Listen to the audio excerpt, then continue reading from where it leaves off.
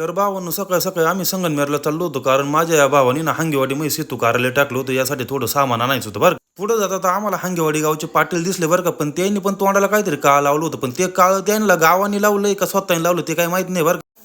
नंतर त्याच पाटीलच्या डिक्कीमध्ये ना भगवद्गीता होती बरं का. त्याला म्हणलं भावा आधीच तोंड काळ आणि मन काळ, भगवद्गीता वाचून तुमचा काही उपयोग नाही भाऊ.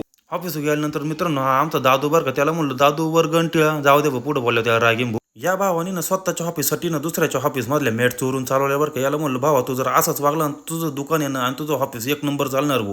तर घरी जाता जाता मित्रांनो आम्ही मित्राच्या साईटवर गेलो होतो, तिथं बघू शकता लाल चेहऱ्यामध्ये बंगला बांधित होते भाऊ. आणि मित्रांनो तुम्हाला पण बंगला बांधत असेल लाल चेहऱ्यामध्ये बिंदास मेसेज करा बरं का इंस्टाग्राम. 5 मिनिटांमध्ये तुमच्या मेसेजला रिप्लाय देईन बरं का मी. हा असं काम बघा किती भारी, बाहेरून पण बघा किती भारी काम, बिंदास मेसेज करा बरं.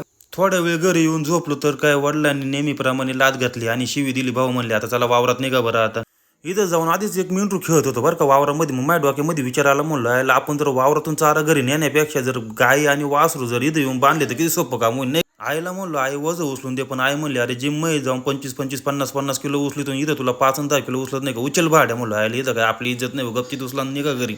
एक काम झालं नाही तर वडिलांनी दुसरं काम शोधून ठेवलं होतं. म्हणलं चायला 2 भाकरी जर सुकायच्या खायच्या असं ना भाऊ, आता गपचीत काम करावं लागणार आहे आपल्याला.